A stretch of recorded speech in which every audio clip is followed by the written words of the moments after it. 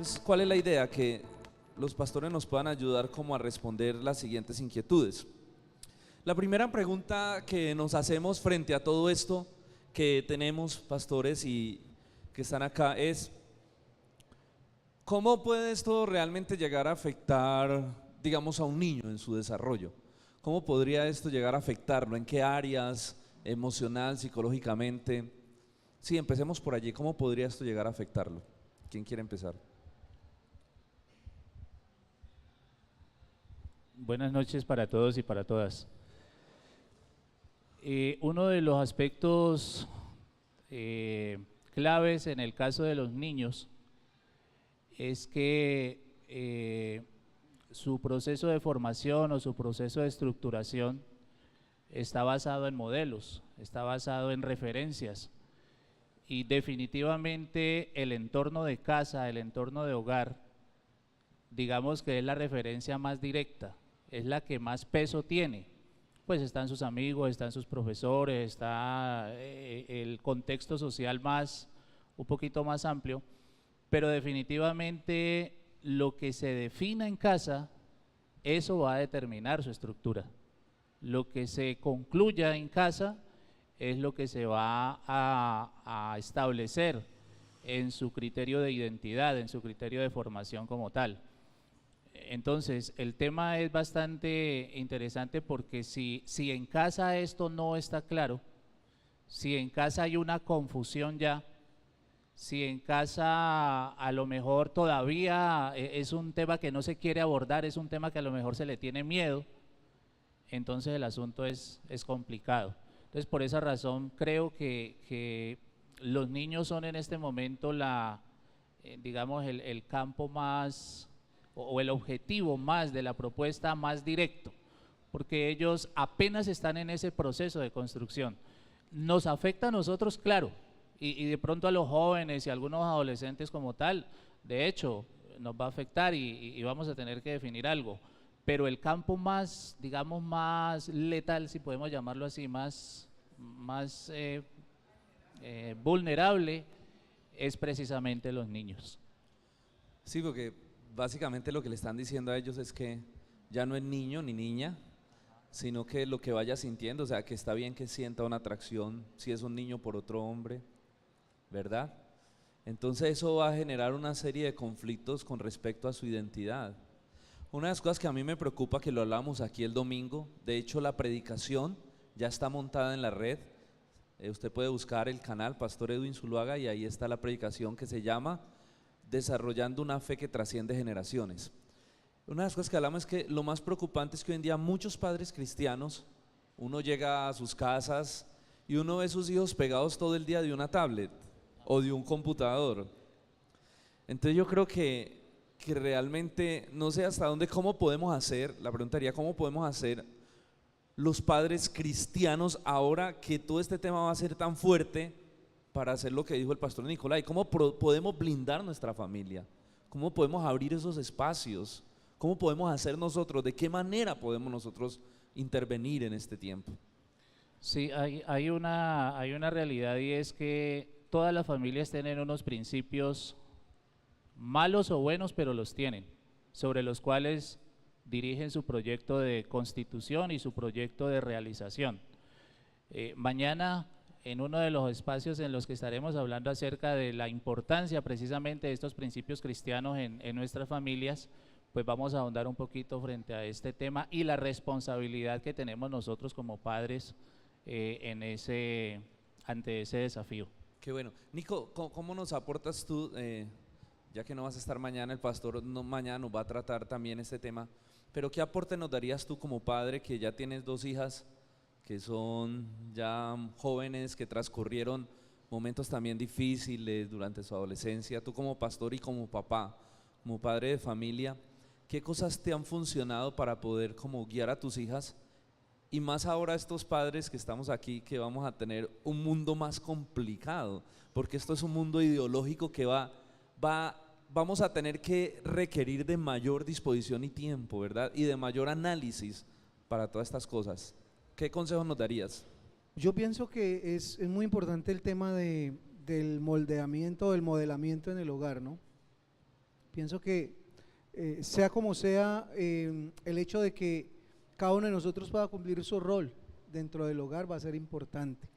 Hay un texto, creo que está en Isaías capítulo 61, donde se muestra la estructura de Dios en cuanto a la familia, donde Dios muestra cuál es el rol del hombre como autoridad, con el turbante dice allí, y luego muestra a la esposa ataviada de sus joyas como la mujer de la gracia en la casa, y eso da como resultado renuevos y retoños de bendición. Creo que es muy importante que nosotros al interior del hogar establezcamos, y yo diría a veces hasta de forma un poco hasta exagerada, el tema de los roles, que el hombre ejerza su rol. Si quiere exagerar un poco, exagere. Creo que no le diría mal. ¿Cómo sería? El rol del hombre es hacer presencia en el hogar, mostrar un direccionamiento en la parte espiritual, autoridad, en la parte normativa, digamos, del hogar, disciplinaria, pero hacer presencia, apagar un poco más el televisor, perderse la Champions y perderse el torneo de fútbol este año, pero hacer más presencia en el hogar. Creo que uno de los temas complejos hoy en día de parte de los hombres es que hemos perdido el protagonismo dentro de la casa. Estamos dedicados solo a ver televisión y a trabajar, y no estamos dedicados a cumplir un rol dentro del hogar, y yo creo que es un llamado urgente.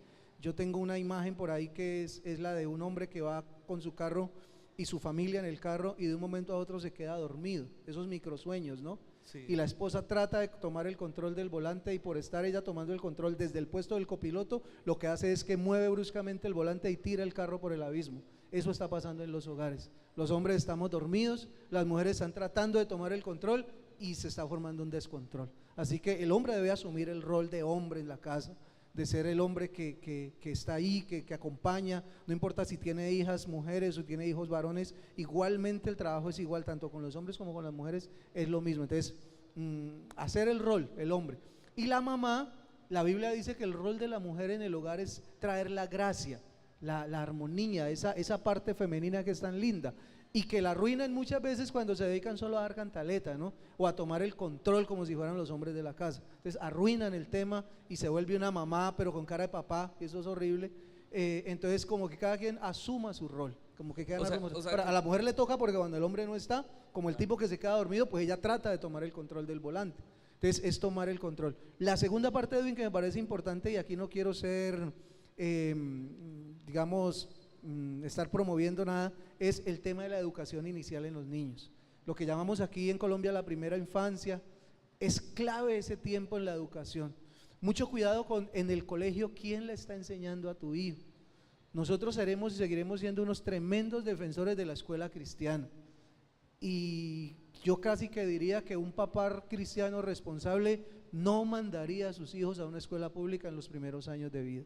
No los primeros años estamos hablando de 0 a 5 y de 5 a 10, sobre todo el tema de la primaria.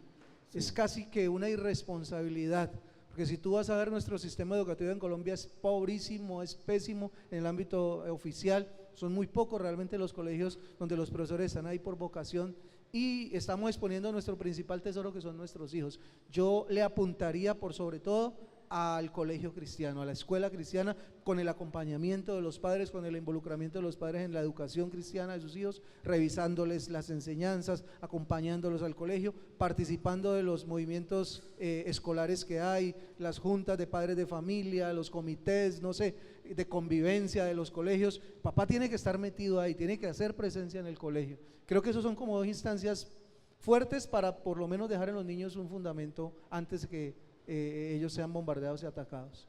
Sí, y una pregunta que tengo: si un hijo de un papá cristiano llega a su casa y le dice, papá, lo que pasa es que yo estoy sintiendo que a mí me gustan los niños, ¿cómo puede un papá cristiano manejar ese tema pues ahora con todo esto, ¿no? Si un niño llega, ¿cómo podemos hacer, no? ¿Cuál sería la instancia a recurrir allí?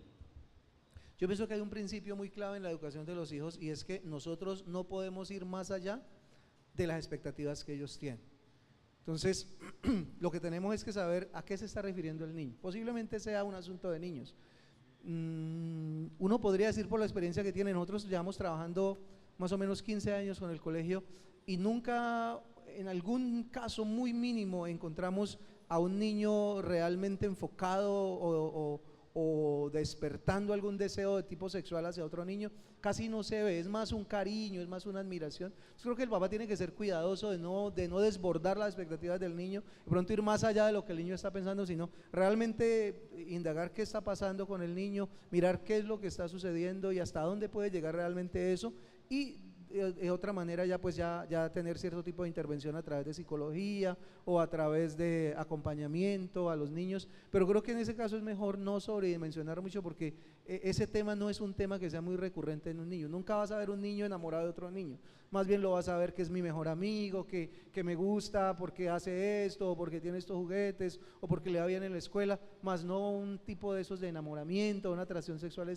Realmente es difícil encontrar eso. Ahora, si la hubiera, también hay que indagar qué pasa. Generalmente está relacionado a abuso sexual. Hay que tener mucho cuidado con eso. Cuando un niño empieza con manipulación de tipo sexual hacia otro niño, tipo de cosas, nunca pensemos que es que se enamoró del niño, no, está reflejando algún tipo de abuso sexual, y ahí sí hay que intervenir rápidamente. O sea que también es importante que los padres estén muy pendientes de sus hijos con quien están, ¿no? Bueno, la siguiente pregunta quiero que se la dirijamos a Camilo, y Camilo, pues, que hemos podido compartir y he aprendido mucho de él en este tema, todo esto es un tema también legal, ¿no?, que se está gestionando. Escuchábamos que ahora quieren, bueno, básicamente es eso, desconstruir el matrimonio hombre y mujer, y que ahora el matrimonio puede ser entre dos hombres, entre dos mujeres. Camilo, en todo esto de la ideología de género que está tratando de hacer ahorita este gobierno, porque el gobierno de Santos es un gobierno progresista, ¿no? Yo te escuché a ti decir eso. O sea, ¿qué leyes está violentando, qué leyes de la Constitución está violentando lo que es todo este tema de ideología de género? Bueno, primero que todo, buenas noches a todos. Yo quisiera darle como un pequeño contexto histórico al tema, Okay. porque si uno va a ver en la Biblia, en la época de Moisés, también hubo un atentado o un ataque directo hacia los niños, ¿sí? Que fue cuando Faraón se levantó y dijo: todos los niños recién nacidos deben morir. Y hubo dos mujeres, Cifra y Fua, me acuerdo ahorita de los nombres de ellas, que discernieron y no fueron políticamente correctas, sino políticamente incorrectas. ¿Y a qué me refiero con esto? Que el llamado de la iglesia en este tiempo es a ser políticamente incorrectos. Lo políticamente correcto es lo que está sucediendo hoy en día, ¿sí? Cifra y Fua dijeron: no, señor, aquí primero están los principios de Dios, que obviamente se oponen al sistema. Entonces vamos a guardar a los niños, vamos a defender a los niños, vamos a proteger a los niños. Evidentemente, pues todas las disposiciones actuales del gobierno nacional contravienen en todo sentido a los principios de la familia, a los valores que han sostenido a la familia por cientos y miles de años. No hay una institución más antigua que haya en la memoria del ser humano que sea la familia, más antigua que el Código Hammurabi. Es una cosa increíble. La familia ha sostenido esta sociedad por cientos y miles de años. Pero nuevamente, cuando Jesús nace, también se utiliza el gobierno para intentar acabar a los niños, cuando Herodes busca acabar con los niños. Y ahora vemos nuevamente esto desde el gobierno, porque para el enemigo, si lo miramos desde el contexto espiritual, sabe que desde el gobierno puede hacer las cosas mucho más fácil. Entonces, por supuesto, se vulneran muchos de nuestros derechos constitucionales. Tenemos una constitución que dice en su artículo 42 que el matrimonio está conformado por hombre y mujer. Dice en el artículo 44 también que los derechos de los niños prevalecen sobre los derechos de los demás. Pero vemos también sentencias de la Corte Constitucional que dice que 2 hombres y 2 mujeres ya se pueden casar. Entonces, ¿eso por qué? Usted dirá, pero es que el artículo 42 dice que es hombre y mujer, porque en la Corte Constitucional hay un bloque de mayoría progresista, como muy bien lo definía ahorita el pastor, con ese pensamiento progresista que van en contravía al sentir de los valores, de la ética, de la moral del pueblo colombiano, Por eso nosotros quedamos asombrados que este plantón de la plazoleta de San Francisco en realidad se convocó como en 6 o 8 días y la asistencia fue una cosa increíble. Mucho político quedó así como, uy, wow, yo me voy a meter ahí, ¿sí? Pero fue una cosa increíble. ¿Por qué? Porque es que la mayoría del pueblo colombiano no está de acuerdo con eso. Para nada está de acuerdo con eso. Ahora, la ley 1620, es que no nos vayamos tan lejos. Esto, como lo mencionaba también ahorita el pastor, nos lo vienen metiendo así de a pedacitos, ¿sí? Aquí nos ponen el dulce, pero por aquí abajito están metiéndonos un pedacito, luego otro, ley tras ley, ley tras ley. La ley 1620, que es la que viene a modificar los manuales de convivencia, pues dice que los rectores deben generar el tema de la inclusión de género, el enfoque de género dentro de las instituciones educativas. Es decir, yo no sé si usted alguna vez ha llevado a sus niños a la semana de la afrocolombianidad al colegio y uno ve a los papás que los visten y todos bonitos y allá desfilan y no sé qué. Pues también esta ley promueve una semana para el orgullo gay, ¿sí? Entonces es una cosa increíble. O sea que los niños deben ir disfrazados. Pues eso ya lo manejan en los colegios, pero obviamente cómo irán a una semana del orgullo gay, ¿sí? Wow. Ahora, no nos vayamos tan lejos. La política pública de equidad de género en el departamento del Valle del Cauca promueve el enfoque de género desde preescolar. Estamos hablando de la primera infancia, como mencionaba el pastor ahorita, que es algo tan delicado, la primera infancia donde los niños todo lo absorben, todo. Ellos en esa época de su vida pues forman mucho de su identidad. Pues desde preescolar, dice la política pública de equidad de género, hasta la universidad se va a implementar el enfoque de género. Y dice otras tantas cosas allí que usted la puede leer, y es la política pública del departamento, no estamos hablando de leyes. Obviamente eso corresponde a una directriz nacional. El plan de desarrollo del gobierno de Juan Manuel Santos pues obviamente involucra todo lo que tiene que ver el enfoque de género. Entonces en esa misma dirección se generan las políticas públicas departamentales y municipales. La sentencia de la Corte, la 068, dice claramente que los niños de preescolar, primaria, básica primaria y secundaria están excluidos de esta cátedra de género, pero aún así la ministra de Educación, el ministro del Interior, que tiene que ver mucho también en esto, y el gobierno en general, han promovido el enfoque de género desde preescolar hasta la universidad, obviamente contradiciendo la sentencia de la Corte. Es como la gente no sabe eso, como la gente no conoce eso, o eso es como tan ladrilludo leer una sentencia, eso es una cosa larguísima. Entonces pues no, simplemente nos lo van metiendo y nos lo van metiendo. Algo muy delicado también que mencionó el pastor ahorita es que eso ya lo incluyeron en un comunicado conjunto del 84 de los diálogos de La Habana. Incluyeron todo el tema de ideología, el enfoque de género allí en los diálogos. Eso entra por bloque de constitucionalidad y queda de inmediato insertado en nuestra Constitución. Es O sea decir, que así eso, nosotros hagamos marchas, plantones. es decir, eso es lo que nosotros tenemos que hacer en este tiempo, es decir, movilizarnos. Ellos no se esperaban que hubiera una movilización tan grande a nivel nacional, ellos no se esperaban eso. Entonces salió el presidente a decir, la tal cartilla ya no existe, ¿sí? El enfoque de género, eso es marciano, eso no es de acá, ¿sí? Eso nunca, tal cosa nunca se ha dicho, ¿sí? Pero una cosa dice él y otra cosa dice el papel, otra cosa dicen la norma, la jurisprudencia, las leyes, las sentencias, etcétera. Entonces, como muy bien decía el pastor, qué pena que lo cite tanto, pastor, no nos descuidemos, ¿sí?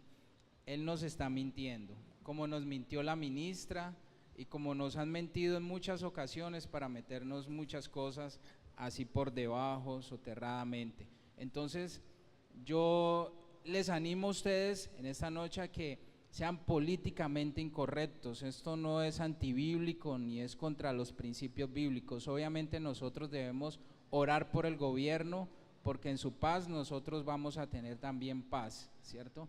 Pero nuestros derechos civiles, políticos y sociales como cristianos los ejercemos de las puertas de la iglesia para afuera, de las puertas de la casa para afuera.